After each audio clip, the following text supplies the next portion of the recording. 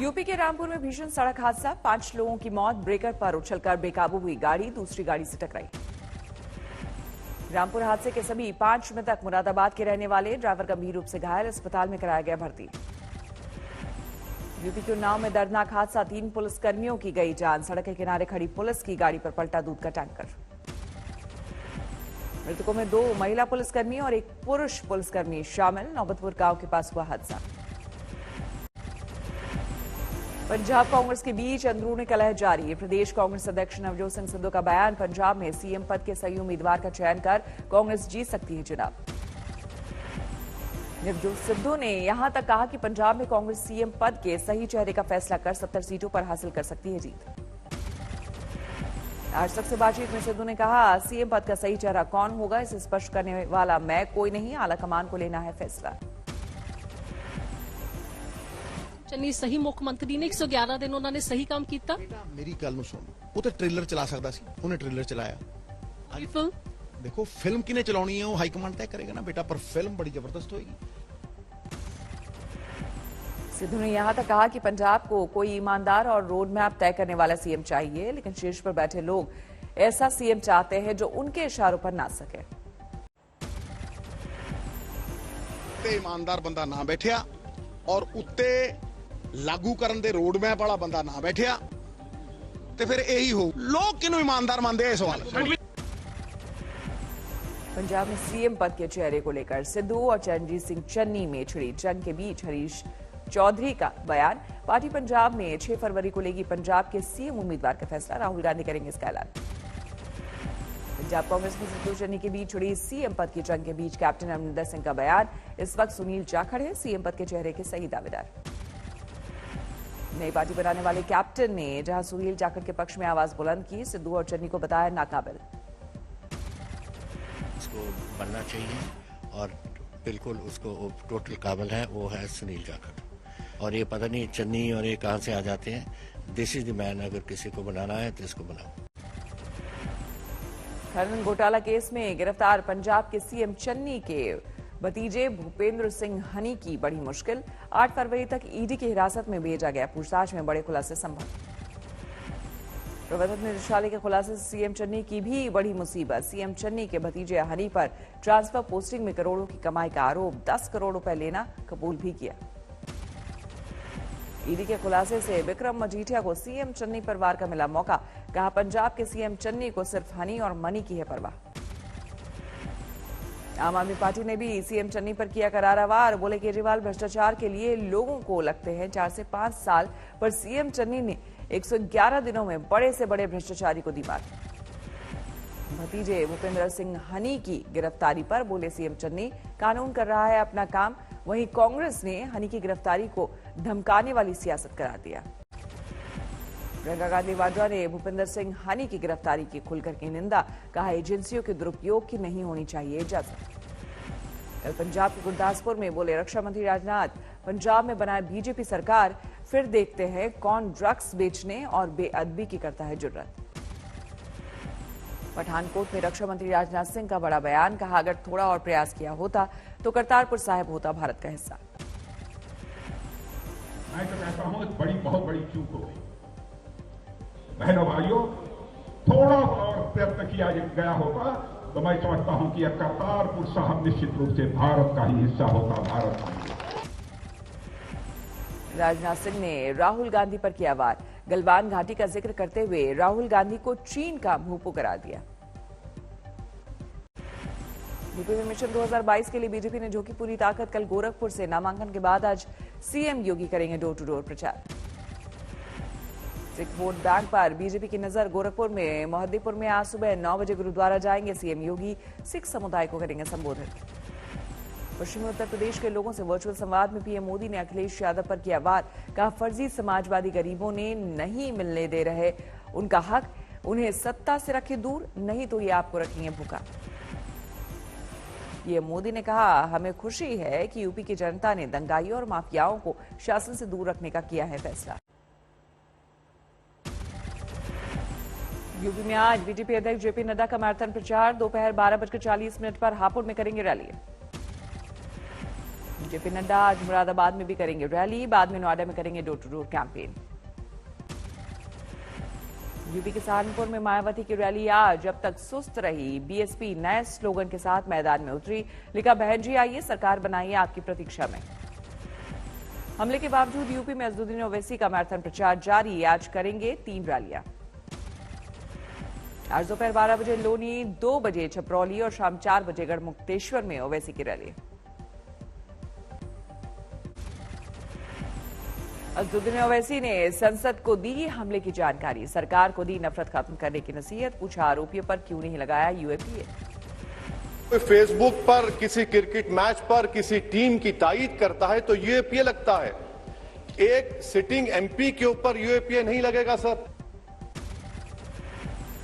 सोमवार को अजदुद्दीन ओवैसी पर हमले को लेकर लोकसभा में बयान देंगे गृह मंत्री अमित शाह, संसद में पीयूष गोयल ने दी जानकारी।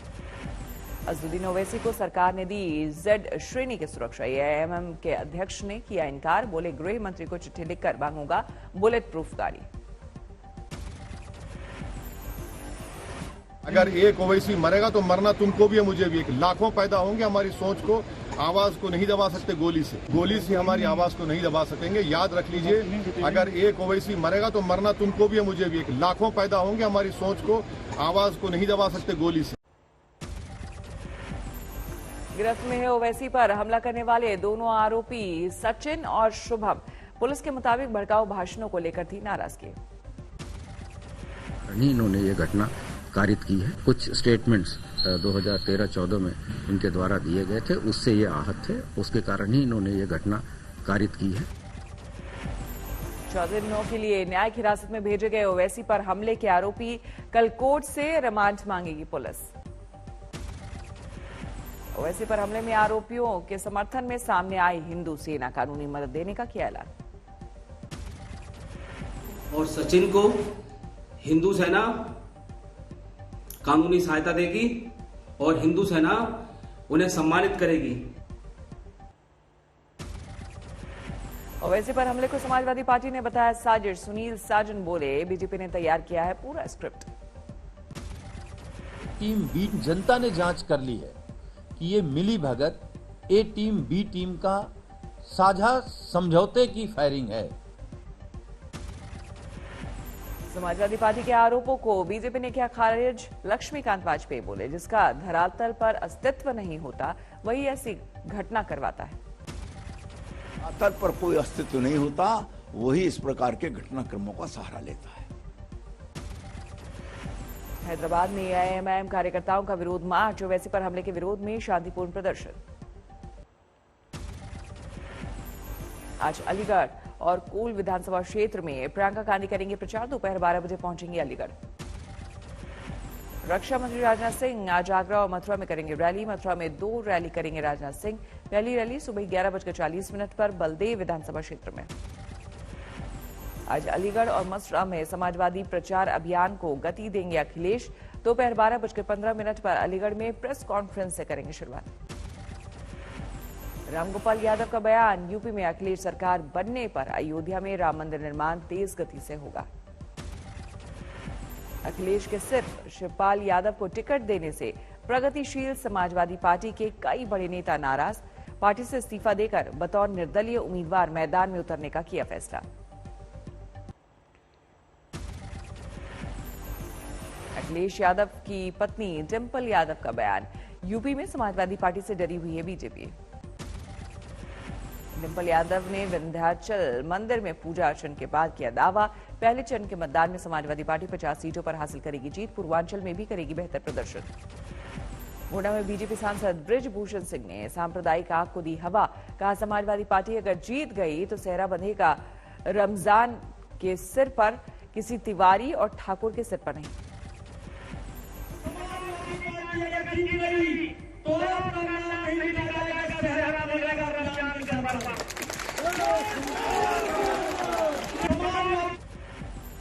बीजेपी सांसद बृजभूषण शरण सिंह तुकबंदी करते हुए ये भी कह गए कि सेहरा राजस्थान में बंधेगा, राजस्थान खुश होगा, पाकिस्तान हारेगा हिंदुस्तान। यूपी में कल बीजेपी सामने लाएगी वादे का पिटारा, जारी होगा चुनावी संकल्प पत्र। पीएम मोदी आज हैदराबाद जाएंगे। 11वीं सदी के संत रामानुजाचार्य की 216 फुट ऊंची प्रतिमा का करेंगे अनावरण। पंच धातु से बनी इस प्रतिमा को स्टैच्यू ऑफ इक्वालिटी दिया गया है नाम। हैदराबाद में PM Modi international crop research institute भी जाएंगे। 50वीं वर्षगांठ के समारोह की करेंगे शुरुआत। राहुल गांधी आज जाएंगे उत्तराखंड। दोपहर 12 बजे कच्चा मंडी में किसानों से करेंगे संवाद। हरिद्वार में शाम 4 बजे राहुल की वर्चुअल रैली। शाम करीब 5:30 बजे हर की पौड़ी पर गंगा आरती में होंगे शामिल। चुनावी सरगर्मियों के बीच देश में कोरोना का कहर जारी। महाराष्ट्र में कल कोरोना से 81 लोगों की गई जान। 134,840 नए केस सामने आए। कर्नाटक में कल कोरोना से 53 लोगों की मौत। 14,950 नए कोरोना केस सामने आए। तमिलनाडु में कल कोरोना ने ली 30 लोगों की जान। 9,616 नए केस सामने आए। पश्चिम बंगाल में कल कोरोना से 35 लोगों की मौत। 1,500 से ज्यादा नए कोरोना मरीज सामने आए। पंजाब में कल कोरोना ने ली 25 लोगों की जान। 1,183 नए कोरोना पीड़ित सामने आए। बिहार में पेनलेस और निडललेस कोविड वैक्सीन की शुरुआत। जिनका अभी तक वैक्सीनेशन नहीं हुआ वो ऐसे लोगों ले सकते हैं पेनलेस वैक्सीन की 3 डोज। राजकोट के हिस्से अगले सप्ताह जुड़ने वाली है। खास उपलब्धि 100% वैक्सीनेशन होगा पूरा। छपरा में एक शख्स ने खुद की हत्या का झूठा ड्रामा रचकर प्रेमिका के घर वालों को फंसाने की साजिश रची, लेकिन पुलिस ने उसे जिंदा अरेस्ट कर इरादे पर फेरा पानी। फतेहपुर पुलिस ने अवैध शराब की भारी खेप के साथ 10 लोगों को किया गिरफ्तार। हाजीपुर में 4 कैदियों को पकड़कर ऑटो से ले जाते वक्त हादसे का शिकार हुए पुलिसकर्मी। 22 किलोमीटर पैदल चलकर आरोपियों की कोर्ट में कराई पेशी। उत्तराखंड में बर्फबारी से उत्तरकाशी का यमुना घाटी का टूटा संपर्क। गंगोत्री हाईवे पर भी बर्फ में फंसी बारात। शादी करने पैदल ही गए दूल्हा। उत्तराखंड के पौड़ी गढ़वाल में भारी बर्फबारी से बंद हुए कई रास्ते। जेसीबी मशीनों से हटाई जा रही बर्फ। रुद्रप्रयाग के ग्रामीण क्षेत्रों में बर्फ की बारिश ने बढ़ाई लोगों की मुश्किलें, लेकिन बर्फबारी के बीच थिरकते नजर आए गांव वाले। बागेश्वर में बर्फबारी से जनजीवन अस्त व्यस्त। बंद किए गए जिले के सारे स्कूल। टिहरी के ऊपरी हिस्से में हुई भारी बर्फबारी के चलते चंबा कनातल धनोल्टी मोटर मार्ग बंद। प्रशासन ने लगाई 5 जेसीबी मशीनें। कुदरत ने किया भगवान बद्री विशाल के धाम का अद्भुत श्रृंगार। 6 से 8 फीट बर्फ की आगोश में लिपटा भगवान बद्री का मंदिर। केदारनाथ घाटी में जमकर बर्फबारी। पूरे इलाके में बिछी है 5 से 6 फीट मोटी बर्फ की चादर। हिमाचल में बर्फबारी का लॉकडाउन। अस्त व्यस्त हुआ जनजीवन। कई इलाकों में बिजली गुल। घरों में दुबके लोग। 600 से ज्यादा सड़कें बंद। हिमाचल में सेब के बागीचों के लिए वरदान हो रही साबित बर्फबारी। किसानों के चेहरे पर तैर रही मुस्कान। बीते 2 दिनों से कुल्लू मनाली में जारी है बर्फबारी का दौर। अंधेरे में डूबे हैं ग्रामीण इलाके। जम्मू कश्मीर के पहलगाम में बिछी बर्फ की मोटी परत। बिजबेहरा पहलगाम रोड से बर्फ हटाने में जुटी मशीनें। दिल्ली एनसीआर में कल से जारी है रुक रुक कर बूंदाबांदी का सिलसिला। ठंडी हवाओं से फिर लौटा ठिठुरन का एहसास। राजस्थान के फतेहपुर शेखावटी में भी सर्द हवाओं से लुढ़का पारा। 11 डिग्री नीचे गिरकर 2 डिग्री पर दर्ज हुआ न्यूनतम तापमान। विधानसभा चुनाव के बाद एमएसपी तय करने के लिए एक समिति का गठन करेगी सरकार। किसान संघों के सदस्य, वैज्ञानिक और विशेषज्ञों को किया जाएगा शामिल। पश्चिम बंगाल में टीएमसी के निकाय चुनाव में उम्मीदवारों की सूची पर छिड़ी अंदरूनी कलह। नाराज टीएमसी कार्यकर्ताओं से कई जगहों पर हंगामा।